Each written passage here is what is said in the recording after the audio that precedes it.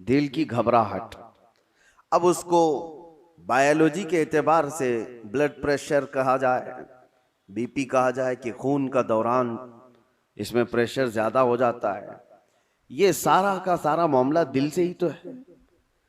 उसको साइंसी नजरिए से देखने वाले लोग अलग अलग तरीके से समझते हैं कि दिल के अंदर चिकनाहट ज्यादा आ गई, खून में मोटापा आ गया है, ब्लड जो है वो थोड़ा सा थिक हो गया है, जिसकी वजह से दौरान खून कम हो गया और प्रेशर बढ़ता गया और बीपी आ गया, अटैक आ गया है, फला फला चीजें। इसको बायोलॉजी के एतबार से देखने वाले। लेकिन सूफिया इकराम फरमाते हैं जब जब गुनाह ज्यादा होते हैं दिल के ऊपर दौरा बढ़ जाता है, दिल की बेचैनी और घबराहट बढ़ जाती है।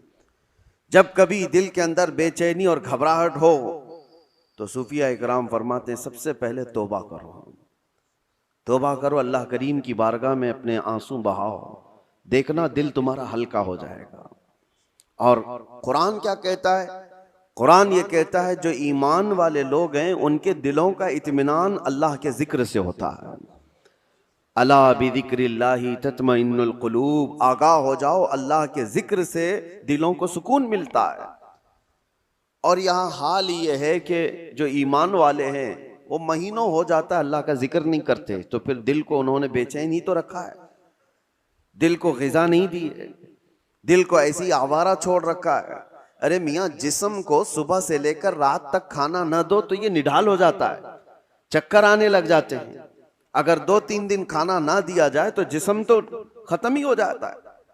तो जब जिस्म कमजोर होता है बगैर ग़िज़ा के, तो दिल भी कमजोर होता है बगैर ग़िज़ा के। और दिल की ग़िज़ा है अल्लाह का जिक्र। अल्लाह का जिक्र जब जब हो तो ये दिल को पावरफुल बनाता है, दिल के अंदर मजबूती आती है।